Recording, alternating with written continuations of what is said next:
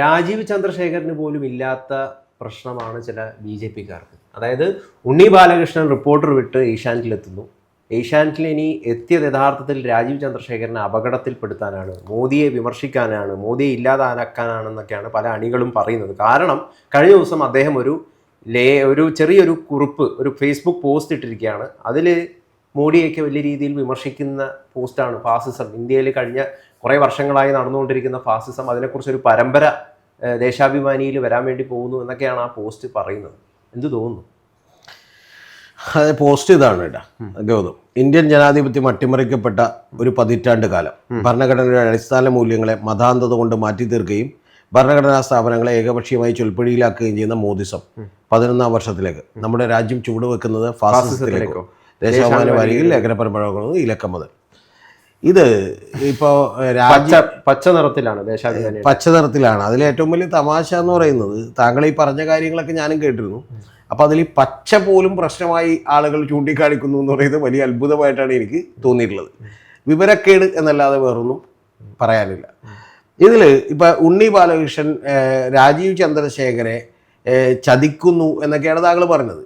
ഏഷ്യാനെറ്റ് പോലെ Rajeev ചന്ദ്രശേഖരൻ്റെ Jupiter capital എന്ന് പറയുന്ന സംവിധാനത്തിന് കീഴിൽ ഏതാണ്ട് 10-50-ലധികം വരുന്ന കമ്പനികളിൽ അദ്ദേഹം ഇൻവെസ്റ്റ് ചെയ്തിട്ടുണ്ട്. ബാക്കിയുള്ള ഇപ്പം നിരാമയ റിസോർട്ട്സ് അടക്കമുള്ള നിരവധി പ്രസ്ഥാനങ്ങൾ നമ്മൾ അറിയാത്തത് കൊണ്ടാണ് എന്ത് ചെയ്യാത്തത്, അത് ചർച്ച ചെയ്യപ്പെടാത്തത്. അത് ഇപ്പം മാർക്ക് സുക്കർബർഗൊക്കെ ഇതുപോലെ 1000-1500-ലധികം കമ്പനികളിൽ ഇതുപോലെ ഇൻവെസ്റ്റ് ചെയ്തിട്ടുണ്ട്. അപ്പോൾ അതിലൊന്നാണ് ബൈജൂസ് ആപ്പൊക്കെ അടക്കം. ബൈജൂസ് ആപ്പിൽ എന്ത് സംഭവിക്കുന്നു എന്ന് അദ്ദേഹം ഒന്നും അറിയാറില്ല. ഇതിപ്പോൾ പക്ഷേ രാജീവ് ചന്ദ്രശേഖർ ഇപ്പോൾ BJP-യുടെ പ്രസിഡന്റ് ആയതുകൊണ്ടും ഒരുപക്ഷെ രാഷ്ട്രീയത്തിലൊക്കെ നിൽക്കുന്നതുകൊണ്ട് അദ്ദേഹം കുറച്ചുകൂടി കൂടുതലായി അറിഞ്ഞേക്കാം. പിന്നെ ഇവരെന്താണ് അർത്ഥമാക്കുന്നത്? അതായത് രാജീവ് ചന്ദ്രശേഖർ അത്ര ബുദ്ധിയില്ലാത്ത ഒരാളാണെന്നോ?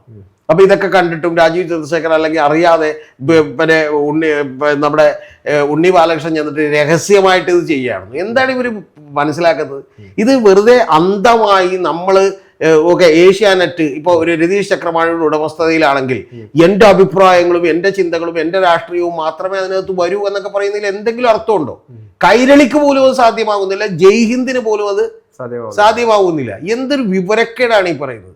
ഇത് പറയുമ്പോൾ താങ്കൾ പറഞ്ഞ പോലെയുള്ള എൻ്റെ സങ്കടം എന്ന് വെച്ചാൽ, ഇത് മാധ്യമപ്രവർത്തന പരിചയമുള്ള ആളുകൾ തന്നെയാണ് എന്ത് ചെയ്യുന്നത്, പറയുന്നത്. അവർക്ക് ഒട്ടും വിവരമില്ലാത്ത അല്ലെങ്കിൽ അറിവില്ലാത്ത ആളുകളാണെന്നൊന്നും ഞാൻ പറയുന്നില്ല. പക്ഷെ പ്രധാനപ്പെട്ട വിഷയം, പക്ഷേ അത് മാധ്യമപ്രവർത്തനത്തിന് ഇന്ന് അളവുകോലുണ്ട്. അല്ല, അതാ ആയിക്കോട്ടെ, അതാണ് ഞാൻ പറഞ്ഞത്. ഇത് ഈ പറയുന്ന അന്ധമായിട്ടുള്ള ഒരു BJP അനുകൂലം അല്ലെങ്കിൽ BJP വിരോധം അല്ലെങ്കിൽ CPM വിരോധം അല്ലെങ്കിൽ കോൺഗ്രസ് വിരോധം, ഇത്തരം കാര്യങ്ങൾ വിറ്റുപോകുമെന്ന് മനസ്സിലാക്കി മാത്രം ഓരോ ചാനലുകൾ വാർത്ത ചെയ്യുന്നതിൻ്റെ ഏറ്റവും വലിയ പ്രശ്നമാണിത്. പിന്നെ ഇതിൻ്റെയൊക്കെ അടുത്ത പ്രശ്നം എന്താണെന്നറിയാമോ? ഇപ്പം രാജാവിൻ്റെ മകൻ എന്ന് പറയുന്ന ഒരു സിനിമ പണ്ട് മോഹൻലാലിൻ്റെ അത് ഹിറ്റായിരുന്നു. പക്ഷെ ഇന്ന് മോഹൻലാലിൻ്റെ മക്കളോ അല്ലെങ്കിൽ വേറെ ആരെങ്കിലും അത് കണ്ടിട്ട് ഭയങ്കര തോതിൽ സന്തോഷിക്കുമെന്ന് ഞാൻ വിചാരിക്കുന്നില്ല. കാരണം എന്ന് വെച്ചാൽ മൈ ഫോൺ നമ്പർ ഈസ് 2255 എന്നൊക്കെ പറയുമ്പോൾ ആളുകൾ വലിയ രോമാഞ്ചത്തോടെ അത്രയൊക്കെ ഏറ്റെടുത്തിട്ടുണ്ടായി. മറ്റേ ഇപ്പം സവാരി ഗിരിഗിരിയും ഒക്കെ ഇനി അടുത്തൊരു തലമുറ അത് കേൾക്കുമ്പോൾ ചിലതത്വത്തിൽ അവർക്കൊരു കോമഡി ആയിട്ടായിരിക്കും എന്ത് ചെയ്യുന്നത് തോന്നുന്നത്. അപ്പം അതുകൊണ്ട് ഈ ഇൻസ്റ്റൻ്റായി വിറ്റുപോകാൻ പറ്റുന്ന കുറേ കാര്യങ്ങൾ വാർത്തകളിൽ പറയുന്നു എന്നുള്ളത് മാത്രമേ ഉള്ളൂ. ഉണ്ണി ബാലകൃഷ്ണൻ അവിടെ കയറിയിട്ടുള്ളത് ഒരു അഡ്വൈസർ എന്നുള്ള നിലക്കാണ്. അതിപ്പോൾ ഇന്ത്യ ടുഡേയിലൊക്കെ തന്നെ രാജ്ദീപ് സർദേശായൊക്കെ ആ പോസ്റ്റുകളിലാണ്.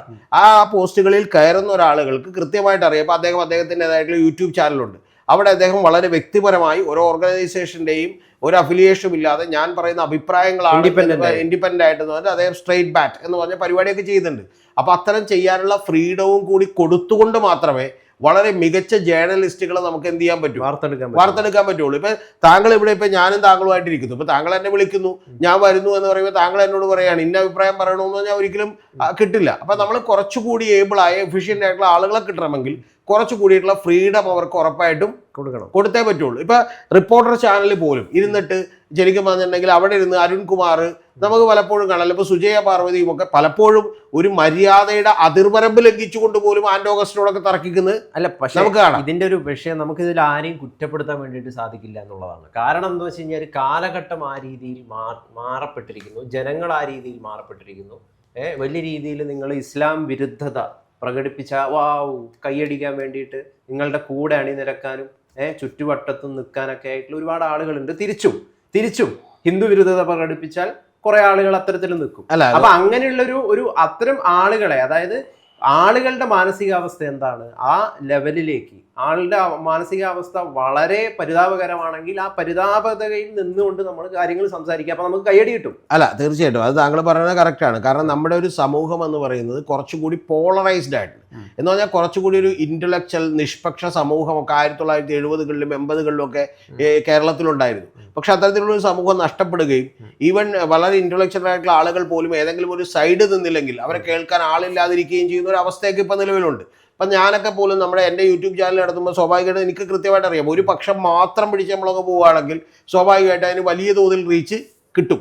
പക്ഷേ ഇതുകൊണ്ട് ഉണ്ടാകാൻ പോകുന്ന അൾട്ടിമേറ്റ്ലിയുള്ള കുഴപ്പമെന്താണെന്നറിയാമോ? ഇത്തരത്തിൽ അന്ധമായിട്ടുള്ള ഒരു കാര്യം ചെയ്യുമ്പോൾ ഇത് നമ്മൾ ശരിക്കും അറിയാതെ നമ്മളൊരു ട്രാപ്പിലേക്ക് വിടുകയാണ്. കാരണം നമുക്ക് പിന്നെ അതിനെതിരെ എപ്പോഴെങ്കിലും ചെയ്തു പോയാൽ നമുക്ക് വലിയ തോതിലുള്ള വിമർശനങ്ങളും നമ്മുടെ സബ്സ്ക്രൈബേഴ്സും നമ്മുടെ വ്യൂവേഴ്സും എല്ലാം എന്ത് ചെയ്തു പോകും, നഷ്ടപ്പെട്ടു പോകും. അപ്പം നിങ്ങൾ ഈ പറയുന്ന പലപ്പോഴും യൂട്യൂബ് ചാനലുകൾക്ക് പറ്റുന്ന ഒരു കാര്യം, ഒരു വീഡിയോ കയറുന്നു, അപ്പോൾ അതിനോട് അനുബന്ധിച്ച് അവർ എന്ത് ചെയ്യും, 5 വീഡിയോ കൂടി ഇറക്കും. അപ്പോൾ അത് യഥാർത്ഥത്തിൽ ഇപ്പം താങ്കൾ അറിയേണ്ടത്, ഇത് രാഷ്ട്രീയ പാർട്ടികളും ഇതുപോലെയുള്ള ആളുകളൊക്കെ ഇത് കൃത്യമായി മാനിപ്പുലേറ്റ് ചെയ്യുന്നുണ്ട്. എന്ന് പറഞ്ഞാൽ അവർ വളരെ ബോധപൂർവമായി ഇത്തരം വീഡിയോകളൊക്കെ വലിയ റീച്ച് ഉണ്ടാക്കാൻ അവർ ശ്രമിക്കുന്നുണ്ട്. മനസ്സിലായോ? അങ്ങനെ ശ്രമിക്കുമ്പോൾ എന്ത് ചെയ്യും, പിന്നെ ആ ചാനൽ സ്വന്തമായിട്ട് ഇവരുടെ നരേറ്റീവ്സ് മാത്രം എന്ത് ചെയ്യും, ബിൽഡ് ചെയ്യും. ഇവരുടെ അണികൾക്ക് മാത്രം അത് എന്ത് ചെയ്യും, ഇട്ടുകൊടുക്കും. ആ ഇട്ടുകൊടുക്കുന്നതിന്റെ ഭാഗമായിട്ടാണ് ഈ പറയുന്ന ഉണ്ണി ബാലകൃഷ്ണൻ ഏഷ്യാനെറ്റിലേക്ക് വരുന്നു. എന്നിട്ട് ഏഷ്യാനെറ്റ് എന്ത് ചെയ്യുന്നു, ചതിക്കുന്നു. അതുപോലെ സിന്ധു സൂര്യകുമാർ മറ്റേ കുംഭമേളക്കെതിരെ സംസാരിച്ചു, അവരെ എന്ത് ചെയ്യണം, അടിച്ച് പുറത്താക്കണം എന്നുള്ള ഒരു കാര്യമാണ്. ഇതിൽ 2 പ്രശ്നങ്ങളുണ്ട് താങ്കൾ പറഞ്ഞ. ഒന്ന്, ഇതുപോലെ അന്ധമായിട്ടുള്ള ഒരു കമ്മ്യൂണിറ്റി വളർന്നു വന്നു. രണ്ടാമത്തെ കാര്യം എന്ന് പറയുന്നത് ഒരു സഹിഷ്ണുതയും കുറഞ്ഞു വരുന്നു. എന്ന് പറഞ്ഞാൽ ഒരു ചെറിയ കാര്യം, അവൻ്റെ ഒരു വ്യത്യസ്തമായ അഭിപ്രായം നിങ്ങളുടെ ഗ്രൂപ്പിലുള്ള ഒരാൾക്ക് ഉണ്ടാകാം എന്ന് വിചാരിക്കുന്നതിന് പകരം ഉടനെ തന്നെ എന്ത് ചെയ്യുന്നു. ഇപ്പം ഞാൻ നേരത്തെ സഹകരിച്ചുകൊണ്ടിരുന്ന ഒരു ചാനൽ, ഞാൻ പറയുന്നില്ല, അപ്പം ആ ചാനലിൽ തന്നെ ഒരു തവണ അതിൻ്റെ വളരെ പ്രമുഖനായിട്ടുള്ള ഒരു ജേർണലിസ്റ്റ് അദ്ദേഹം വന്നിട്ട് ഒരു തവണ ഇന്ത്യൻ സ്വാതന്ത്ര്യ സമരത്തിൽ RSSന് യാതൊരു പങ്കുമില്ല, അവരൊരു ചുക്കും ഇതിനകത്ത് ചെയ്തിട്ടില്ല എന്ന് പറഞ്ഞൊരു വീഡിയോ ചെയ്യുന്നു. അപ്പോൾ അതുവരെ ഉണ്ടായിട്ടുള്ള വലിയ തോതിലുള്ള ആളുകൾ, അവർ ഒരു 10-30 ആദ്യത്തെ കമന്റുകൾ വരുന്നത് വളരെ മോശമായിട്ടാണ്. കാരണം എന്തുകൊണ്ടാണ്, ഇത് മറ്റേ പ്രതീക്ഷിക്കുന്നത് മുഴുവൻ we want to hear what we would like to hear എന്ന് പറയുന്ന ഒരു വാചകമുണ്ട്. അതായത് ഞാൻ കേൾക്കാൻ ഇഷ്ടപ്പെടുന്നത് നിങ്ങൾ പറഞ്ഞാൽ കേൾക്കാമെന്നാണ്. പക്ഷെ അതൊരിക്കലും പത്രപ്രവർത്തനമല്ല, മാധ്യമപ്രവർത്തനവുമല്ല. അസുഖകരമായ കാര്യങ്ങൾ, ജനത്തിനെ മുന്നോട്ട് നയിക്കാനുള്ള കാര്യങ്ങൾ പറയണോ വേണ്ടേ എന്നുള്ളത് നിങ്ങൾക്ക് തീരുമാനിക്കാം. അല്ലെങ്കിൽ ഇവിടെ വിഭാഗീയതയുടെയും പോളറൈസേഷനെയും ഭാഗമായി നിന്നുകൊണ്ട് അങ്ങ് പറയുന്നത് ആൾക്കൂട്ട മനഃശാസ്ത്രം അല്ലെങ്കിൽ ആൾക്കൂട്ട മാനസികാവസ്ഥയ്ക്കൊപ്പം നമ്മളും നീന്താൻ നിന്ന് കഴിഞ്ഞാൽ നമ്മളും പരിതാപകരമായി പോകുന്നു. തീർച്ചയായിട്ടും നമ്മൾ ഇതിന്റെ കുഴപ്പം എവിടെയെന്നറിയാമോ, ഇതിനേക്കാൾ തീവ്രമായി പറയുന്ന ഒരാൾ നാളെ വരും. നമ്മൾ നേരത്തെ ചർച്ച ചെയ്തിട്ടുണ്ട്. ഈ സത്യത്തിൽ നമ്മൾ ഈ സോഷ്യൽ മീഡിയയിലൂടെ നടത്തുന്ന ഒരു മോബ് ലിഞ്ചിങ് കൊണ്ട്, മനസ്സിലായോ, യഥാർത്ഥത്തിൽ അതാരും ഗൗരവത്തിൽ എടുത്തിട്ടില്ല. നമ്മൾ ഏതെങ്കിലും ഒരു സൈഡിൽ നിന്നുകൊണ്ട് ആരെങ്കിലും അങ്ങോട്ട് എന്ത് ചെയ്യുക, വളരെ തോതിൽ ആക്രമിക്കുക. സാധാരണക്കാരായിട്ടുള്ള ആളുകളൊക്കെ ആ കൂട്ടത്തിൽ പെട്ടുപോകും. പിന്നെ ഉണ്ണി ബാലകൃഷ്ണനൊന്നും ഇതിലൊന്നും വീഴും എന്ന് നിങ്ങൾ ആരും വിചാരിച്ച് കളയരുത്. കാരണം ഉണ്ണി ബാലകൃഷ്ണനെ സംബന്ധിച്ച് ഇതൊക്കെ ശരിക്കും വന്നിട്ടുണ്ടെങ്കിൽ മറ്റേ തൃണമൂൽ കോൺഗ്രസിന്റെ ഒക്കെ ചിഹ്നം പറഞ്ഞ പോലെ പുല്ലും പൂക്കളുമാണ്. അല്ലാതെ പുള്ളിക്കൊന്നും ഇതിനകത്ത് എന്ത് ചെയ്യാറില്ല, ഒരു കുഴപ്പവും ഉണ്ടാകാറില്ല. അവിടെയാണ് എനിക്ക് വേറൊരു കാര്യം താങ്കളുടെ അടുത്ത് ചോദിക്കാനുള്ളത്. കഴിഞ്ഞ ദിവസം താങ്കൾ പറഞ്ഞു, അതായത് ഇവിടെ ഭൂരിപക്ഷ തീവ്രവാദം വളരാനുള്ള കാരണം ന്യൂനപക്ഷ തീവ്രവാദത്തെ വല്ലാത്ത രീതിയിൽ എതിർക്കാൻ പല ആളുകളും തയ്യാറാവുന്നില്ല എന്നുള്ള കാര്യം അങ്ങ് അഭിപ്രായപ്പെട്ടിട്ടുണ്ടായി. ഇവിടെ ഈ നാട്ടിലെ മെയിൻ സ്ട്രീം ആയിട്ടുള്ള എത്ര മാധ്യമ പ്രവർത്തകർക്ക് ഈ ന്യൂനപക്ഷ തീവ്രവാദത്തെ നഖശിഖാന്തം എതിർക്കാൻ വേണ്ടിയിട്ട് സാധിക്കുന്നുണ്ട്? അത്തരത്തിൽ സാധിക്കുന്നില്ലേ? അത്തരത്തിൽ സാധിക്കാത്തത് കൊണ്ടാണോ പല ആളുകളും രംഗപ്രവേശനം ചെയ്യുന്നത്? ഇതിൽ ഗൗതം കൃത്യമായി ഇതിനകത്തൊക്കെ വളരെ ഡീപ്പായി പോയാൽ ചില പ്രശ്നങ്ങൾ കൂടിയുണ്ട്. പക്ഷേ എങ്കിലും കാര്യം കൃത്യമായിട്ട് പറയാം. ഇപ്പോൾ ഉദാഹരണത്തിന് നമ്മുടെ സെബാസ്റ്റ്യൻ പോൾ എന്ന് പറയുന്ന MP ഉണ്ടായിരുന്നു. എറണാകുളത്ത് നിന്ന് പലതവണ മത്സരിച്ച് ജയിച്ച, MLA ഒക്കെ മത്സരിച്ച് ജയിച്ച വളരെ അഡ്വക്കേറ്റാണ്, മാധ്യമപ്രവർത്തകനാണ്, മാധ്യമത്തിന് ക്ലാസ് എടുത്തുകൊണ്ടിരുന്ന ഒരാളാണ് മീഡിയ അക്കാഡമിയിലൊക്കെ. താങ്കൾ കണ്ടിട്ടുണ്ടോ? അപ്പോൾ വളരെ പ്രമുഖനായിട്ടുള്ള മനുഷ്യനാണ്. അദ്ദേഹത്തിൻ്റെ വീട്ടിൽ മാധ്യമം എന്ന് പറഞ്ഞൊരു പത്രം വന്ന് കിടക്കുമായിരുന്നു. അപ്പം മാധ്യമം വന്ന് പത്രം കിടക്കുകയും പിന്നീട് ഇടയ്ക്ക് മറ്റേ ചോക്ലേറ്റുകളും ഈന്തപ്പഴങ്ങളും ഒക്കെ കിട്ടുകയൊക്കെ ചെയ്തപ്പോൾ യഥാർത്ഥത്തിൽ ഇത് വലിയ പുരോഗമന സ്വഭാവമുള്ള ഒരു പത്രവും അതുപോലെ അവരൊക്കെ കൊണ്ടുതരുന്ന ഈന്തപ്പഴമൊക്കെ അങ്ങനെയാണല്ലോ എന്ന് ഞാൻ വിചാരിച്ചു പോയി. പക്ഷെ വളർന്നപ്പോഴാണ് എനിക്ക് മനസ്സിലായെന്ന് അദ്ദേഹത്തിൻ്റെ മകൻ ഒരു കമൻറ്റിൽ പറഞ്ഞിട്ടുണ്ട്. അതിൻ്റെ പ്രധാനപ്പെട്ട കാര്യം എന്ന് പറഞ്ഞാൽ ഇത്തരത്തിലുള്ള ചില ആളുകളുമായി നമ്മൾ കൂടെ ചേർന്ന് നിന്നാൽ നമുക്ക് നിരവധി വേദികൾ കിട്ടും. നമ്മൾ ഏതെങ്കിലും ഒരു ഗ്രൂപ്പിന്റെ ഭാഗമായാൽ നമുക്ക് നിരവധി വേദികൾ, പ്രത്യേകിച്ച് ഇപ്പോൾ ഇത്തരത്തിൽ പല എക്സ്ട്രീം എലമെന്റുമായിട്ട് ചേർന്ന് നിന്നുണ്ടെങ്കിൽ നമുക്ക് വിദേശത്ത്, അതായത് ഗൾഫുകളിൽ, അറേബ്യൻ നാടുകളിലൊക്കെ തന്നെ നമുക്ക് വേദികൾ കിട്ടും. നമുക്ക് ഈന്തപ്പഴം എന്ത് ചെയ്യാം, തൊണ്ട തൊടാതെ വിഴുങ്ങാം. നമുക്ക് കശുവണ്ടി മേടിച്ച് എന്ത് ചെയ്യാം, കഴിക്കാം. പിന്നെ മറ്റു പല സൗകര്യങ്ങളൊക്കെ കിട്ടും. നമ്മൾ അവരുടെയൊക്കെ ചാനലുകളിൽ നമ്മൾ നിരന്തരമായി വിളിക്കുകയും നമ്മൾ പ്രശസ്തനാവുകയും ചെയ്യും. നമ്മൾ വളരെ ഇൻഡിപെൻഡൻ്റ് ആയിട്ടുള്ള ഒരു നിലപാട്, ഒരു വസ്തുനിഷ്ഠമായി കാര്യങ്ങളെ അപഗ്രഥിച്ചുകൊണ്ടുള്ള ഒരു നിലപാടാണ് സ്വീകരിക്കുന്നതെങ്കിൽ ഈ റീച്ച് ഒരു കാലത്തും എന്ത് ചെയ്യില്ല, കിട്ടില്ല. അപ്പോൾ അതുകൊണ്ട് നിങ്ങൾ എന്ത് ചെയ്യും, നിങ്ങൾക്ക് ഇവിടെ ഏതാണോ അഡ്വാൻറ്റേജ് എന്ന് വിചാരിച്ച് നിൽക്കുന്ന നിരവധി മാധ്യമപ്രവർത്തകരുണ്ട്. ആ പ്രവർത്തകരുള്ളത് കൊണ്ട് തന്നെയാണ് താങ്കൾ അറിയേണ്ടത് ഇതുപോലെ നഖശികാന്തം എതിർക്കാൻ അവർക്ക് പറ്റാത്തത്. ഒരു സംശയമില്ല കാര്യത്തിൽ. പിന്നെ നേരെ തിരിച്ച് അപ്പുറത്തുമുണ്ട്. ഇപ്പം എന്താണ്, ഇപ്പം അവരോട് ചേർന്ന് നിന്നാൽ പോലും വലിയ കുഴപ്പമില്ല എന്ന് തോന്നുന്നുണ്ട് വലതുപക്ഷത്തിനോടും ചേർന്ന് നിൽക്കുന്ന, അല്ലെങ്കിൽ അത്തരം എക്സ്ട്രീം പോയിന്റുകളോട് ചേർന്ന് നിൽക്കുന്ന ആളുകളൊക്കെ ഉണ്ട്. എൻ്റെ ചോദ്യം വളരെ ലളിതമാണെന്ന്, നമ്മുടെ സാമാന്യ ജനത്തിന് വലിയ കുഴപ്പമുണ്ടെന്ന് എനിക്ക് തോന്നിയിട്ടുണ്ട്. കാരണം കാരണം ഞാൻ വളരെ തുറന്നു പറയണം. എന്താ കാര്യം എന്ന് വെച്ചാൽ, ഒരു തെറ്റും പറ്റാത്ത ഒരു പാർട്ടി, ഒരു തെറ്റും പറ്റാത്ത ലീഡർ, അങ്ങനെയുള്ള കാര്യങ്ങളിൽ ഏതെങ്കിലും രാഷ്ട്രീയ പാർട്ടികൾക്ക് ഉണ്ടാവും. ഏതെങ്കിലും നിലപാടുകളിൽ ഒരു ശരിയും തെറ്റും ഉണ്ടാവില്ലേ? അപ്പൊ അങ്ങനെയല്ല. ഇപ്പൊ അർണബ് ഗോസ്വാമി കൊടുക്കുന്ന ഒരു ജേർണലിസം ഉണ്ട്. എന്താണ് കാരണം എന്ന് വെച്ചാൽ, അദ്ദേഹത്തെ ആക്രമിക്കാൻ വേണ്ടി ആളെ വിട്ടത് സോണിയാഗാന്ധിയാണെന്നൊക്കെ പറയാം, ഇവരെ ആക്രമിക്കാൻ വേണ്ടി. അതുപോലെ തന്നെ കഴിഞ്ഞ ദിവസം അദ്ദേഹം വരുന്നത് കേരളത്തെക്കുറിച്ച് പോലും പച്ച നുണ എന്ത് ചെയ്യുന്നുണ്ട്, പറയുന്നുണ്ട്. അപ്പോൾ ഇത്തരത്തിലുള്ള കാര്യങ്ങളൊക്കെ തന്നെ വളരെ സിമ്പിളായി പറയാൻ കഴിയുന്ന, അതൊക്കെ വലിയ നാണക്കേടില്ല ഉണ്ടാക്കുന്ന അവസ്ഥയിൽ നിന്ന് കേരളവും ഇന്ത്യയും ഒക്കെ മാറിയിരിക്കുന്നു. കാരണം റീച്ച് കിട്ടിയാൽ മതി, ആളുകളുടെ സപ്പോർട്ട്. മാധ്യമ പ്രവർത്തനവും ആ രീതിയിൽ മാറി റീച്ചിന് വേണ്ടി മാത്രം. അല്ല, റീച്ചിന് വേണ്ടി. പിന്നെ ഇപ്പൊ യൂട്യൂബ് ചാനലുകൾ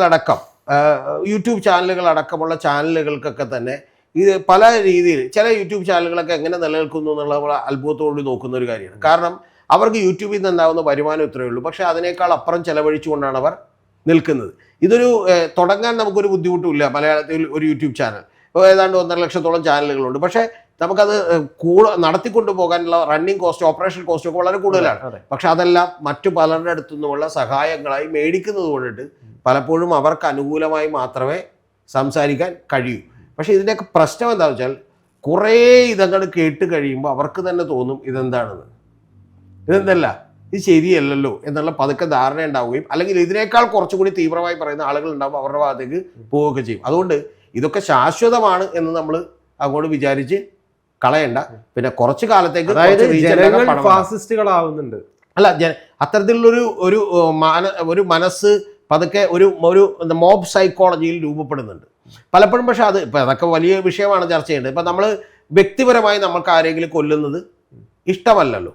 ഇപ്പം ഞാനോ അല്ലെങ്കിൽ ഗൗതമോ ഒന്നും വേറെ ആളെ ആക്രമിക്കാനോ നമ്മൾ തയ്യാറല്ല.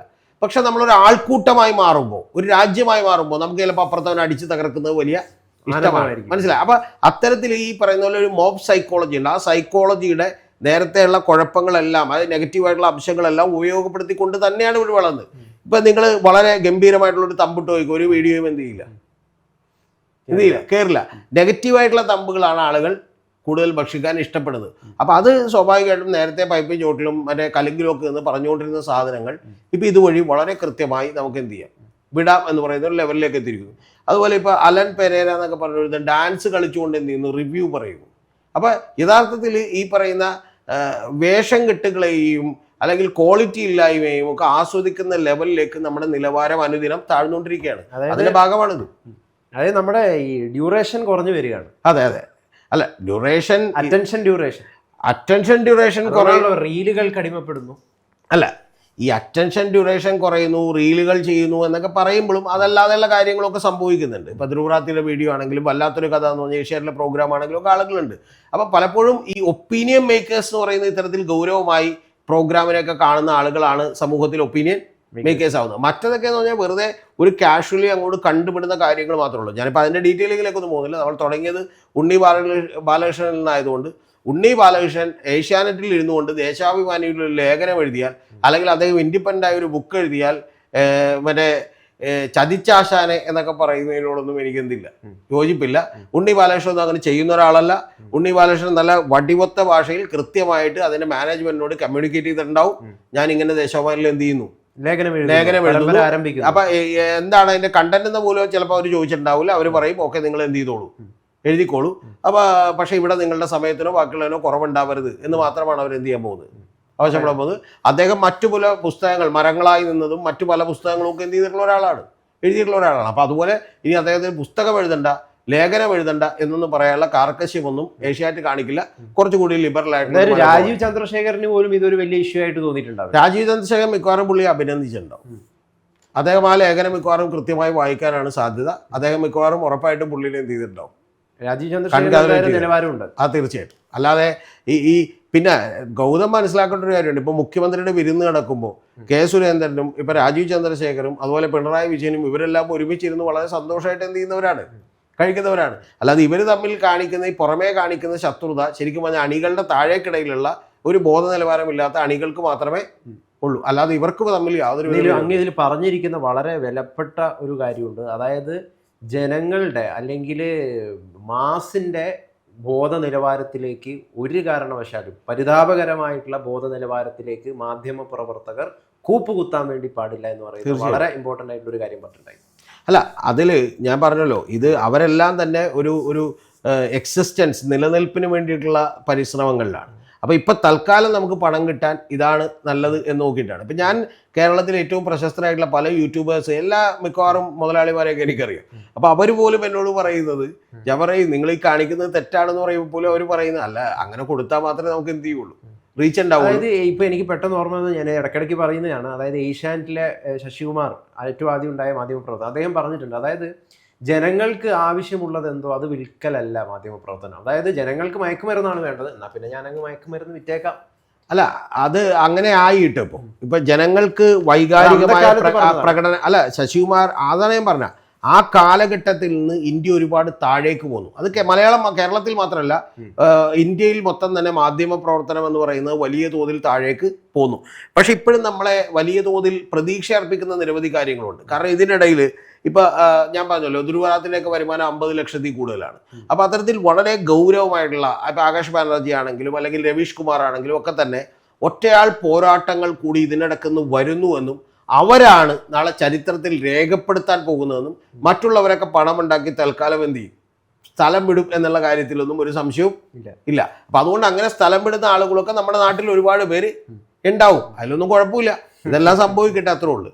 പിന്നെ അതിനുവേണ്ടി പാവം പിടിച്ച് ഉണ്ണി ബാലകൃഷ്ണന്റെ മുഖത്തേക്കൊന്നും എന്ത് ചെയ്യേണ്ട കാര്യമില്ല. ഉണ്ണി ബാലകൃഷ്ണന് എന്ത് എഴുതണം, എവിടെ എഴുതണം എന്നൊക്കെ ഉള്ളത് കൃത്യമായിട്ടുള്ള എല്ലാ സ്വാതന്ത്ര്യവും ഈ നാട്ടിലുണ്ട്.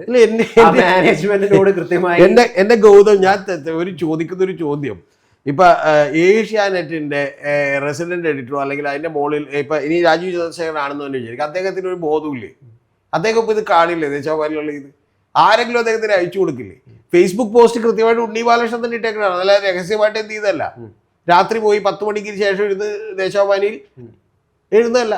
പിന്നെ ഇതെല്ലാം പോട്ടെ, നമ്മൾ റിപ്പോർട്ടർ ചാനലിലെ ചർച്ചകൾ മൊത്തം കണ്ടിട്ടില്ലേ? ഉണ്ണി ബാലകൃഷ്ണന്റെ സ്റ്റാൻഡ് എന്താണെന്ന് ഉണ്ണി ബാലകൃഷ്ണൻ കൃത്യമായിട്ട് അതിനകത്ത് പറഞ്ഞിട്ടുണ്ട്. അതിനുശേഷമല്ലേ ഇവർ ജോലിക്ക് വിളിച്ച് ഉണ്ണി ബാലകൃഷ്ണൻ പറഞ്ഞേക്കണെന്താ, ഞാൻ കൃത്യമായ ഇടതുപക്ഷ നിലപാടുള്ള ബ്രോഡർ ലെഫ്റ്റ്, CPM എന്ന് മാത്രമല്ല ബ്രോഡർ ആയിട്ടുള്ള ലെഫ്റ്റ് ഒരാളാണ്. അങ്ങ് പറയുന്നത് ബ്രോഡർ ലെഫ്റ്റ് നിലപാടും വേണം, ബ്രോഡർ റൈറ്റ് നിലപാടും വേണം നാട്ടിൽ. പിന്നെ അല്ലാതെ ഇത് എല്ലാ തരത്തിലുള്ള നിലപാടുകളുമുള്ള ആളുകൾ എല്ലാ തരത്തിലുള്ള നിലപാടുകളുള്ള ആളുകളെ വെച്ചുകൊണ്ടും മിടുക്കന്മാരെ വെച്ചുകൊണ്ടും അല്ലാതെ ഒരു ചാനൽ മുന്നോട്ട് കൊണ്ടുപോകാൻ പറ്റില്ല. മനസ്സിലായോ? അല്ലാതെ ഈ പറയുന്ന ആളുകളെയൊക്കെ എടുത്തു വെച്ചിട്ട് ചാനൽ നാളെ എന്ത് ചെയ്യാൻ പറ്റില്ല, നടത്താൻ പറ്റില്ല. അതുകൊണ്ട് അതൊക്കെ വെറും മണ്ടത്തരമാണ്. അത് നമ്മൾ കൂടുതൽ ചർച്ച ചെയ്യാതിരിക്കുന്നതായിരിക്കും കൂടുതൽ നല്ലത്. തീർച്ചയായിട്ടും.